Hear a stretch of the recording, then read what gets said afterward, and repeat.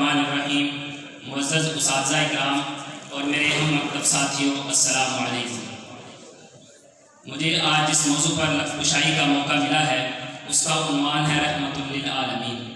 آپ کے آنے سے قبل دنیا تاریکی میں ڈوبی ہوئی تھی، ہر طرف جہالت کا دورہ تھا، زمانے میں برائیوں کے پہاڑ بلند ہو چکے تھے، شراب نوشی اور قتل و غارت کی فضا قائم تھی، دھوکہ بازی اور جھوٹ ایسی برائیاں تھیں جن کو برائی تصور ہی نہ کیا جاتا تھا۔